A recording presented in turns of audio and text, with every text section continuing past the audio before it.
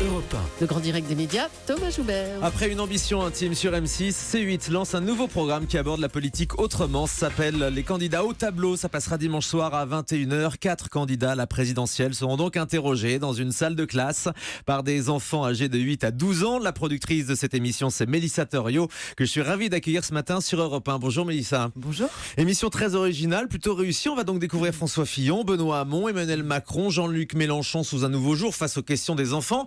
Alors il y a 4 candidats seulement. Pourquoi il n'y a pas Marine Le Pen ? Eh bien parce qu'elle nous a pas répondu, elle n'a pas souhaité venir et on l'a beaucoup regretté. Et pourquoi elle a refusé ? Et je peux pas vous répondre, j'adorerais vous donner une raison puisqu'on on est resté sans réponse. Mais elle serait la bienvenue dans l'émission. Elle aurait été la bienvenue, elle l'est plus puisque l'émission et que les 4 candidats principaux du coup dimanche soir se frotteront à la sagacité des enfants. Je pense qu'elle avait tout intérêt, en tout cas elle aurait pu échanger de façon pertinente et différente avec des enfants.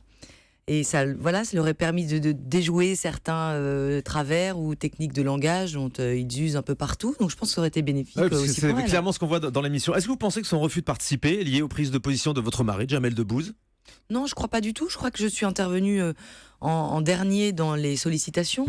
Donc ce sont mes équipes et d'autres personnes qui sont expérimentées comme des programmateurs politiques. Darmon, programmateur politique. Donc je pense pas que mon nom soit apparu. Et puis je crois même pas que ce soit ça le frein. Sincèrement, je la pense plus à la fois intelligente et ouverte sur le papier que ça. Donc je crois qu'elle était en pré-campagne quand elle faisait ces émissions un peu différentes dont vous parliez, Une ambition notamment celle sur intime, M6. Et qu'elle en avait besoin et qu'elle pense ne pas vraiment en avoir besoin aujourd'hui et aller se frotter à des enfants aujourd'hui. Je pense qu'elle n'y voyait pas bien l'intérêt. Et les autres candidats, ceux qu'on appelle les petits candidats, est-ce qu'ils auront une chance de passer dans l'émission d'ici le premier tour ? Alors d'ici le premier tour, non. On a voulu respecter et caster des enfants qui s'intéressaient vraiment à la chose politique, au débat, qui avaient cette curiosité. C'est aussi pour ça que le concept, pour moi, fonctionne aussi bien.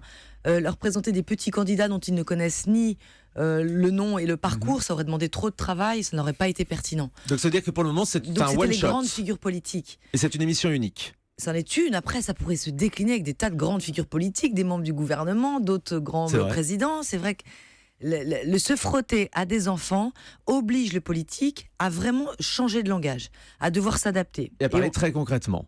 Et à parler très simplement.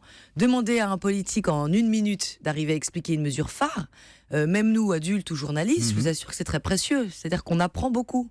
On voit par exemple Emmanuel Macron qui en 1 minute arrive à expliquer la différence entre la droite et la gauche. Ça aussi, c'est quelque chose qu'on ne voit pas dans les autres émissions politiques. Qu'elle mérite en tout cas d'être claire. Et surtout, les enfants ont une idée géniale, c'était de lui faire classer ses propres idées ou mesures dans une grande boîte droite et une boîte gauche. Et là, c'est intéressant. Parce qu'ils étaient au courant du positionnement donc d'Emmanuel Macron, c'est ça, ni de droite ni de gauche. Ils ont compris que c'était quelqu'un de nouveau qui, lui, balayait un peu les partis et trouvait qu'il y avait des mesures à droite intelligentes et d'autres à gauche qui fonctionnaient. Et c'était très intéressant de le voir concrètement classer lui-même des mesures et nous expliquer pourquoi elle n'était ni à droite ni à gauche ou pourtant ou à droite clairement assumée. Mélissa Thoriot, est-ce que c'est envoyé une ambition intime de Karine Le Marchand que vous avez dit qu'il y avait une autre manière de faire des émissions politiques à la télévision ? Alors pas du tout.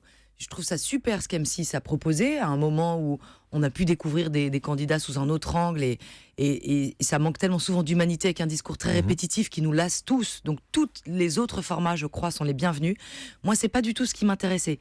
J'ai trouvé au contraire qu'avec des enfants, on pouvait enfin intéresser ou parler programme différemment et obliger le politique à la fois à changer son langage, à pouvoir revenir à ses valeurs de base qui font qu'il se batte pour diriger le pays. Oui, les idées.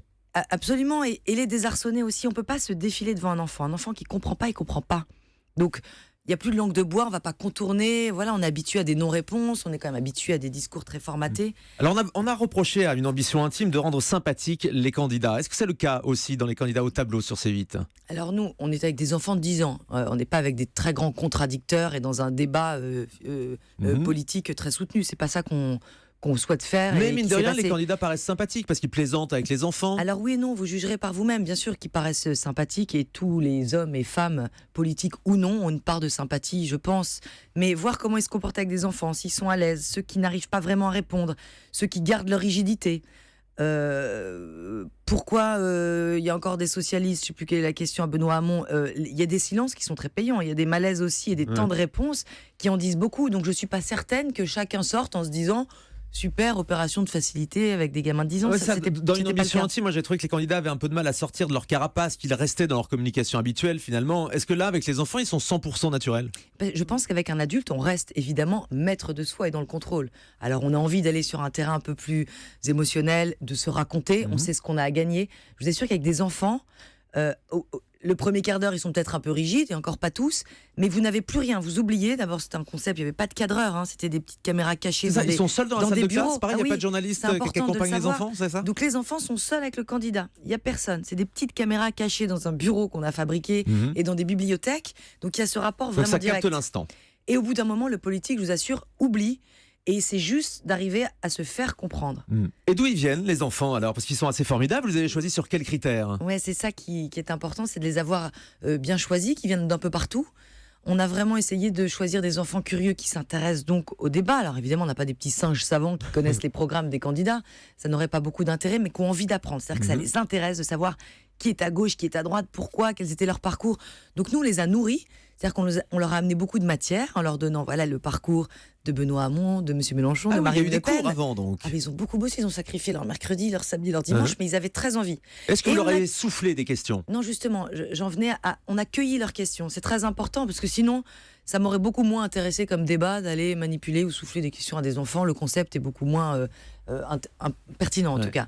On a cueilli leurs questions, on les a évidemment réparties pour que toutes les sensibilités existent. Et les enfants ont posé leurs questions.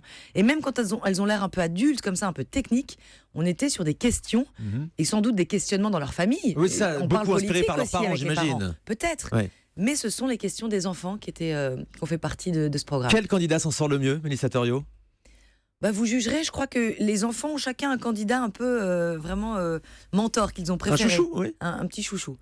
Mélenchon sort complètement, vraiment sur les plateaux, on a quand même l'habitude de voir un Mélenchon un peu bougon, un peu ronchon, agressif oui. parfois. On l'a vu lundi matin sur Europe 1, oui. Bon.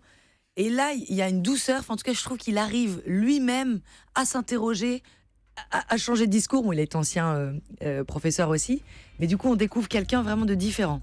Emmanuel Macron s'en est très bien sorti avec une façon de communiquer très moderne. C'est le plus jeune aussi. Hein, donc, Et François avec les Fillon enfants. Et François Fillon s'en est bien sorti. Vraiment. Je trouve qu'il a été honnête, alors avec des réponses plus concises et une rigidité qui est la sienne, avec les années d'expérience politique qu'il a. Macron a beaucoup moins d'années politiques. Du coup, il a un autre comportement. Et Benoît Tout ça. Hamon?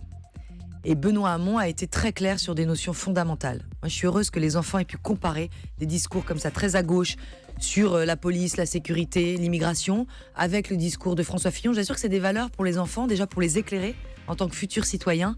C'était super intéressant de les avoir. Donc Benoît Hamon a été très bien aussi. Et vous, en étant à leur contact, au contact des candidats, ça vous a donné une idée de pour qui vous allez voter, Mélissa Thériault?